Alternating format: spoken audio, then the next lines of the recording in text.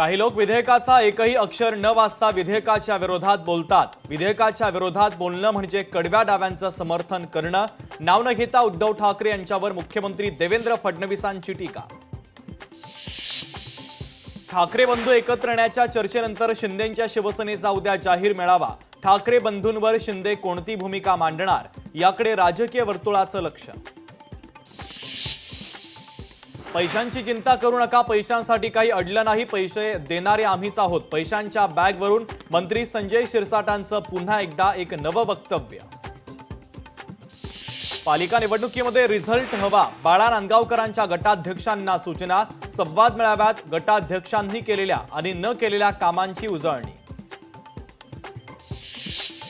सामनामध्ये वापरलेल्या शब्दांवर राम कदमांचा आक्षेप। सामनाच्या अग्रलेखातून मुंबईचा अपमान करण्याचा प्रयत्न, राम कदम यांचा आरोप।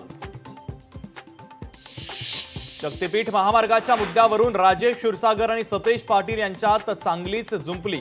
बैठकीमध्ये बाधित शेतकऱ्यांच्या उपस्थितीवरून एकमेकांमध्ये सवाल जवाब।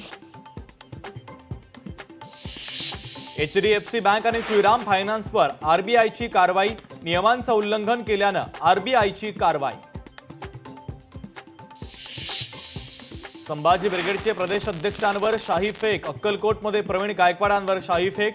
शिवधर्म फाउंडेशन आणि शिवभक्तांकडनं शाही फेक। तुळजाभवानीचं मंदिर आता पहाटे 1 ऐवजी 4 वाजता उघडणार। भाविकांची कमी झालेली गर्दी लक्षात घेता मंदिर संस्थांचा निर्णय। राज्यात पुढील 2 दिवस मुसळधार पावसाची शक्यता। विदर्भ, मराठवाडा, कोकणामध्ये मुसळधार पावसाचा हवामान विभागाचा अंदाज।